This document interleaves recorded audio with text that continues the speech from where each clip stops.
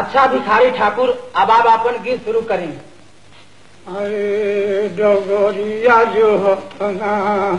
बीतत बाटे आठ परिया हो, डगरिया जो हतना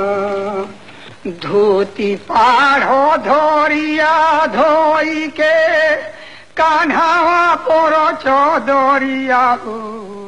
बबरिया झारी के ना कइब कामना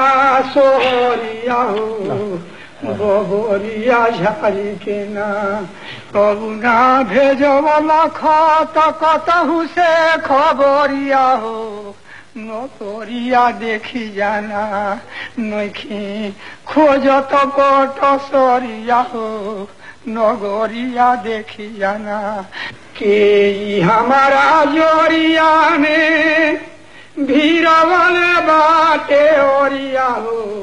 चपरिया दोरी के ना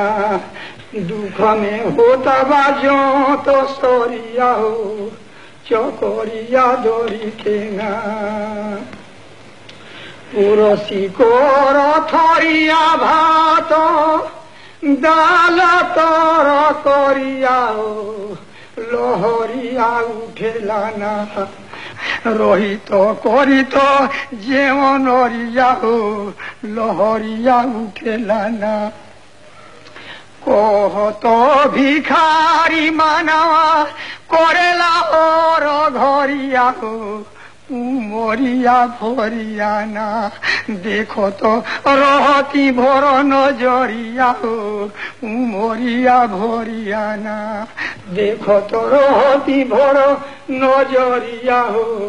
उमरिया भरिया ना।